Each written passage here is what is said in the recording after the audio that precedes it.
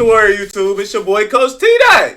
And I'm back with another reaction video for y'all today. So today we're going to react to 16 minutes of Michael Jordan facts that will convince you that he the undisputed GOAT, man. Alright? I already know Mike the GOAT. But this for all of y'all haters out there that think Bron's still rocking with Mike, man. It's not happening. Alright? So without further ado, chat. Welcome to the Squad Dawkins channel, iconic.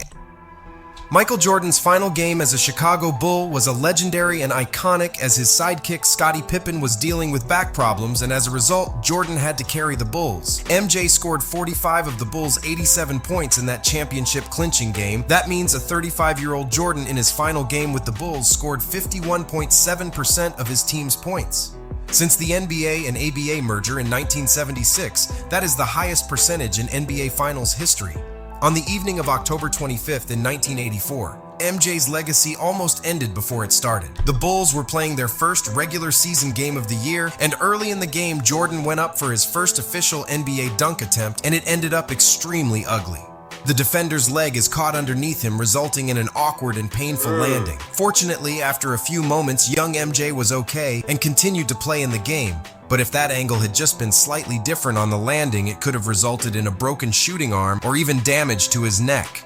As we all know, despite the terrible experience on his first dunk attempt, MJ managed a few successful dunks in his career. Oh my gosh. Scoring leaders usually don't win championships unless your name is Michael Jordan. In the history of the NBA, there have been a total of 5 players who won the championship while leading the league in scoring. And those players are Joe Fulks, George Mikan, Kareem Abdul-Jabbar, Michael Jordan, and Shaquille O'Neal. The craziest part is that— Who the hell is these first two motherfuckers? I know George Mikan.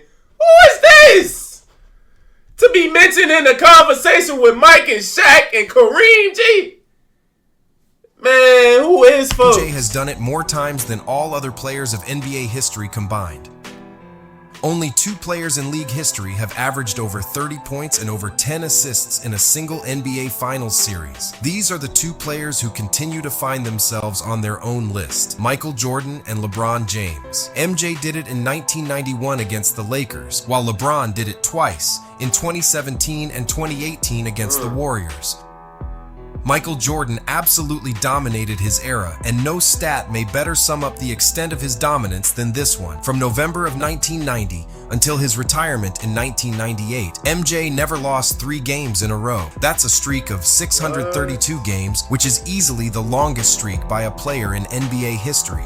Even the super team of the Warriors with Kevin Durant couldn't accomplish that same feat of avoiding a 3-game losing streak in any of their 3 seasons together. And this was one of the greatest and arguably the most overpowered team in league. The Chicago Bulls set the NBA record for the greatest regular season with a 72-10 record, which made them the first team in league history to eclipse 70 wins in a season. Not only did the Bulls win 72 games in 1996, but they were extremely close to reaching the 70-win mark in the following season as well. Yep. In the 1996-97 regular season, the Bulls actually had 69 wins heading into their final 2 regular season games. The first game was in Miami against the solid Heat team that they would later meet in the Eastern Conference Finals. The Heat won this regular season contest by 10 points. The final game of the regular season was against their rivals, the New York Knicks. The game was extremely tight throughout, with both teams making incredibly clutch baskets down the stretch. Chicago would have the last shot though, but Pippen, who had a good look, missed it pretty badly. Missed that motherfucker. If this Damn, Scotty! Scotty! The last shot though, but Pippen, who had a good look, missed it pretty badly. Man, Scotty, you ain't, man. You ain't even just hit the rim, G. Man, Scotty, you the reason we ain't get 70 wins, G. Look at this, y'all. On the stretch, Look Chicago at would this have shit. the last shot though. Scotty but Pippen, finna who had a good airball. look, missed Boy, it pretty Scotty. badly. If this shot had gone in, then the Bulls would have achieved something that no other team has done before for the 2nd straight season. Roughly 4 years after his 63-point playoff performance against the Boston Celtics, the GOAT Michael Jordan added to his postseason lore over a 2-game stretch. In the 1988 playoffs, MJ became the first player in NBA history to log back-to-back 50-point games in the playoffs. In Game 1 of a first-round series with the Cleveland Cavaliers, Jordan scored 50 points on 19 for 35 shooting, sinking all 12 of his free throws. Then came Game 2 3 days later on May 1st, 1988. Jordan one-upped himself with a 55-point game against the Cavs. He shot 24 for 45 overall and was 7 for 7 from the free throw line as the Bulls built a 2-0 series edge. The Cavs forced a decisive Game 5, but Jordan delivered there too. His 39 points powered a series-clinching 107-101 Bulls win. There have been many explosive scores throughout the league's history, but there are a few players who could score in bunches while remaining extremely efficient. For example, Tracy McGrady had just 8 games in his career where he scored at least 40 points while shooting at least 60% from the field. Kobe had 23 of those games, and well beyond that is Michael Jordan, who had 70 games where he scored at least 40 points on at least 60% shooting from the field. To put that in perspective, throughout his career, LeBron James has a total of 74 games where he scored at least 40 points, and that's in total, regardless of efficiency. Out of the 74, LeBron shot 60% in only 35 games. MJ is the only player in NBA history to win an MVP, a scoring title, first team all-defense and NBA championship, and a finals MVP all in the same season. And amazingly, he did this 4 times.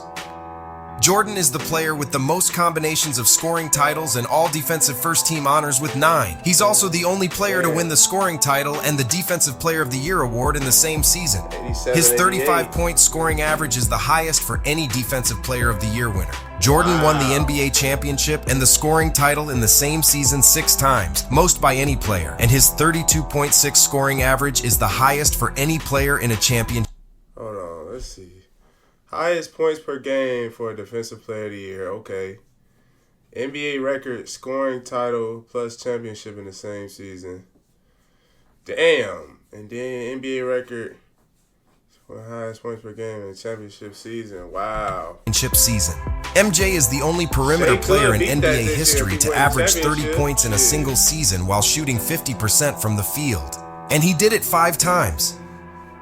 Scoring was obviously Jordan's standout skill, and he still holds the all-time record for leading the NBA in total points scored 11 times. Additionally, it is also an all-time record that Jordan led the NBA in scoring 10 times.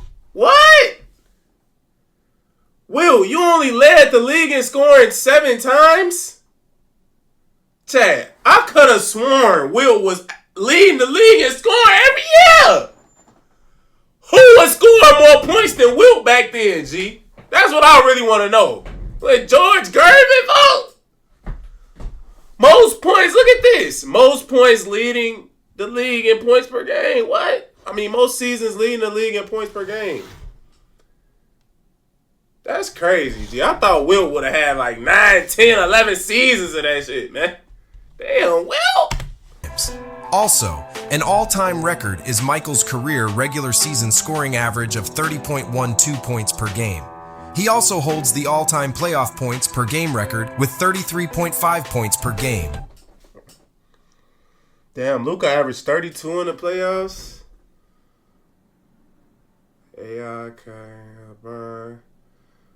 Okay. Not bad. In the playoffs, MJ was a killer. He still has the all-time record for most points ever in a playoff game with 63 against the Celtics in 1986. Jordan's first ever game where he scored over 50 points was the 63 in the playoffs. Jordan set a scored over 53 against the Celtics in 1986. Jordan's first ever game where he scored over 50 points was the 63 in the playoffs. Wow. So Mike didn't even have a 50-point game in the books yet. That nigga went from 40, whatever he had, I think it was probably like 49, to 63, folks. Man, Mike was on straight bullshit with Big Larry and them in this game, Z. Look. Jordan's first ever game where he scored over 50 points was the 63 in the playoffs. That was the first time he ever scored over 50. That 63 ball he put on Larry's head, man. Jordan set a still-standing playoff record in the 1991 Finals against the Lakers when he scored on 13 consecutive field goals without a miss. Jordan. Oh, he did that shit. Spectacular move by Michael Jordan. He didn't have to do all of that. Consecutive field goals. That is a Finals record, but it is also an all-time playoff record. Another all-time playoff record MJ still holds is that he made 24 shots from the field against Cleveland in 1988. Against Detroit in 1991, Jordan made 13 free throws in a quarter, which is still an all-time playoff record. MJ holds the all-time record with 8 50-plus point playoff games. He also holds the all-time playoff record for most 40-plus point games with 38. Another all-time record Jordan holds is another playoff record. He is the only player in NBA history to never once score under 15 points in any playoff game he ever played in. Wow, hold on. These are his lowest scoring games in the playoffs. He hasn't. Wow. NBA history to never once score under 15 points in any playoff game he ever played in. MJ holds the all-time record by being the only player in NBA history to never once score under 20 points in a finals game. What? The most underrated aspect of MJ's game was definitely his shot blocking. If MJ isn't the greatest shot blocking guard in the history of the game, then he's certainly in the top 3. On defense, Michael was a very sneaky and intelligent player who could read a defense and respond accordingly as the help defender. Combine that with his insane quickness, agility, and leaping ability, and you have the recipe for an all-time great shot blocking wing. MJ has the most blocks by a guard in a single season, which was a total of 131 in the 1987-88 season, and unsurprisingly, that was the season he won the Defensive Player of the Year. Not only is he first on the all-time list, but he's also in the second spot as he blocked 125 shots in the 1986-87 season. And nobody's even in that 1986-87 season, he began a career-long onslaught on the NBA record book. That year saw him average 37.1 points in the first of 7 consecutive seasons in which he led the league in scoring and top. Mike averaged 37.1? Oh my gosh. 37.1, chat? Man, who was out there guarding Mike, folks? Because y'all was barbecue chicken every night, G. Look at the next seasons, though. Nigga, 37, 35, 32, 33, 31. Like, bro, Mike was getting busy on niggas back in the 80s and 90s, G. Like, y'all can't say Mike wasn't destroying whoever y'all favorite player was. Ask your daddy who his favorite player was back in the 80s and 90s, G. Mike was putting belt to ass and straight spanking niggas. Man, averaging 37 and 35, 32. Bro, in consecutive years, G, come on, G. That's prime Harden, but Harden only did that shit like 3-4 times. Mike was doing this shit year after year.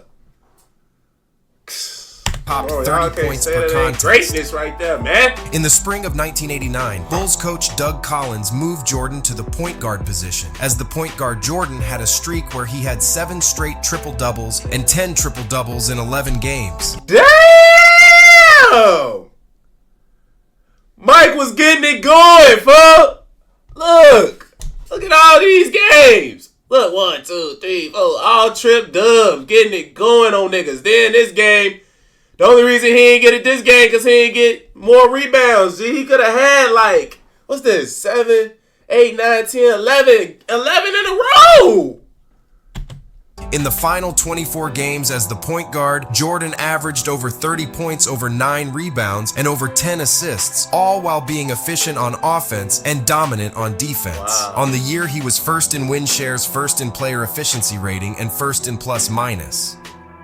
As we all know, MJ reached 6 NBA Finals, he has 6 rings, and he missed 6 regular season games in those 6 championship seasons combined. Drafted in 1984, Jordan played all 82 games in his very first season. It was the first of 9 whole seasons where MJ would play all 82 games. However, the following season, MJ sustained a broken foot injury and sat out for almost the entirety of 1985-86 campaign. It is almost incredible that, excluding that season, MJ missed only 7 games in the 12 seasons he played with the Bulls. By MJ, MJ missed only 7 games in the 12. Almost incredible that, excluding that season, MJ missed only 7 games in the 12 seasons he played with the Bulls. By MJ, Joe, Mike only missed 7 games in 12 years, G.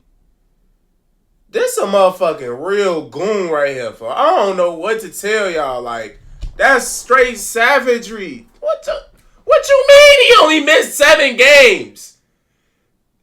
7 games is common for some niggas to miss in a month now. That is crazy, bruh. See, this is why they respected Mike so much. And it's hard to not respect him, folk. Look at these damn stats they read now, G, and these facts.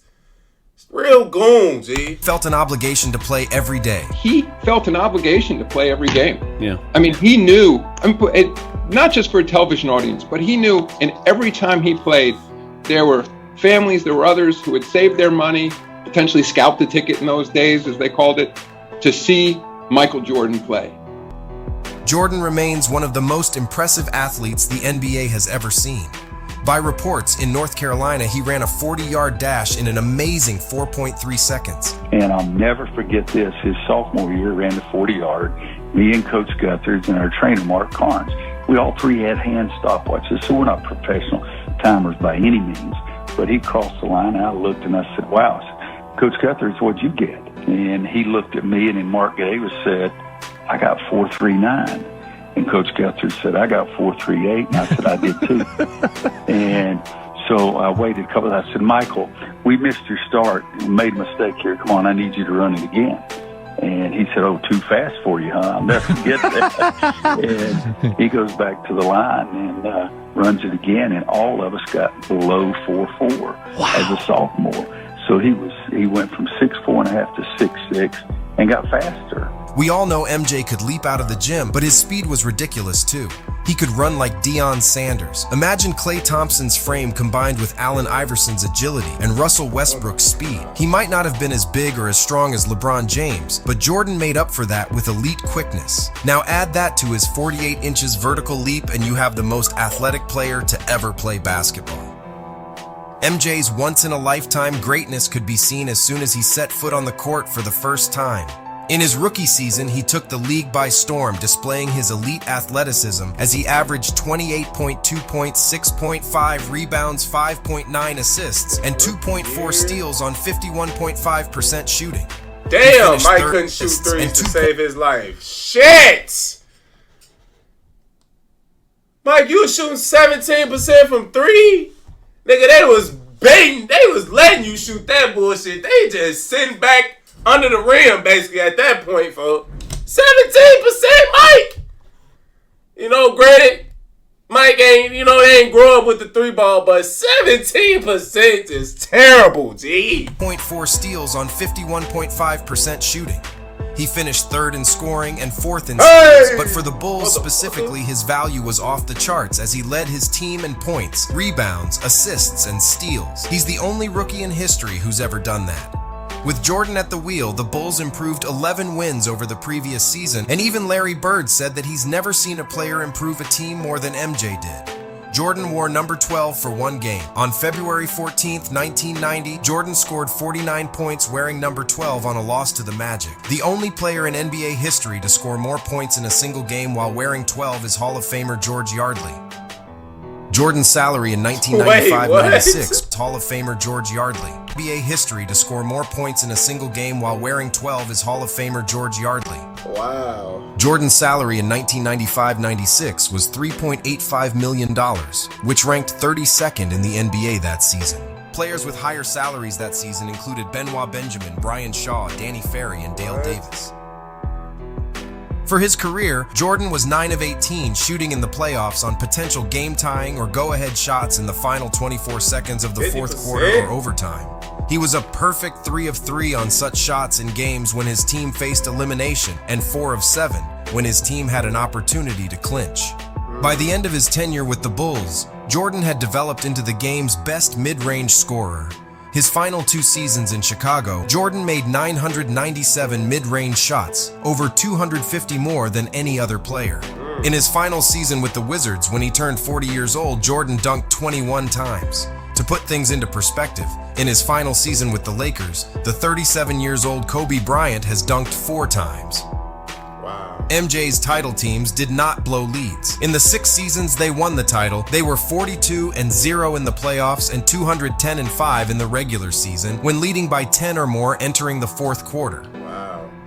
Jordan was returning to the NBA as a 38-year-old who was trying to get back into basketball shape. The comeback had plenty of physical obstacles as well. Jordan was heading into his return dealing with tendinitis in his wrist and in both of his knees. During a pickup game that offseason, Ron Artest had broke 2 of Jordan's ribs while playing physical defense on MJ.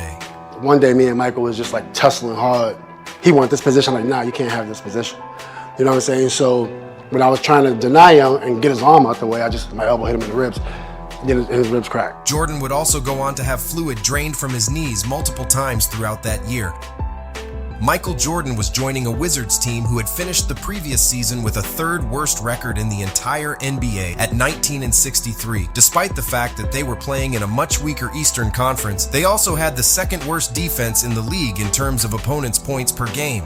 The Wizards started the season with a 26-21 record, and on the 47th game, Jordan collided with a teammate and tore his meniscus. He tried to play through the pain and on reduced minutes, but after another 14 games, he had arthroscopic knee surgery to repair the knee and his season was over. Before Jordan's injury occurred, MJ was averaging 25.1 points per game, 6.2 assists, 5.3 rebounds, and 1.5 steals per game. In his last 20 games leading up to his injury, MJ was averaging 27.5 points per game, 6.4 assists, 5.2 rebounds, and 1.3 steals per game on 44% shooting. In his last 10 games leading up to the injury, MJ was averaging 29 points, 6.6 assists, 6.1 rebounds, 1.2 averaging 29 points.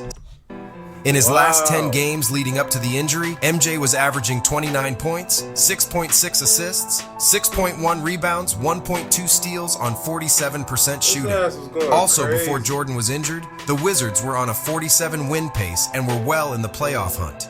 Up to that point, no team in NBA history had ever been a sub-20 win team and gone on to have a winning record the following season.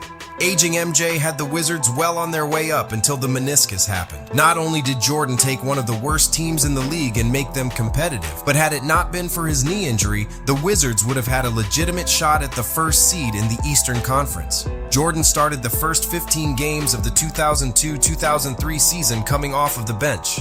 In his 2nd season in Washington, first seed in the Eastern Conference. Jordan started the first 15 games of the 2002-2003 season coming off of the bench. In his 2nd season in Washington, Jordan was the only Wizard to play all 82 games, and he was 40 years old. He also became the only 40-year-old in NBA history to score over 40 points in a game, which he did several times that season. He also became the oldest player in NBA history to average at least 20 points per game. Tell us in the comments, what do you think is the most impressive Michael Jordan fact? And if you enjoy this video, hit the... That shit, all them motherfucking facts was crazy. Like, that shit was just wild, man. Alright, that lets y'all know, like, it was some stuff in there. I can't put my finger on which one was my craziest fact, but damn, they was just saying a lot of stuff in there. Like, it was hard for me to kind of keep track towards the end of the video, chat. I ain't gonna lie to y'all, but you know that's the end of the video. Y'all comment down below what y'all favorite fact was about Michael Jordan that y'all didn't know. You know, he was really spitting a lot of them motherfuckers. Alright? But other than that, that's the end of the video, man. Make sure y'all like, comment, and subscribe if you're new. It's your boy, Coach TDOT, man. I'm up out of here. I love y'all.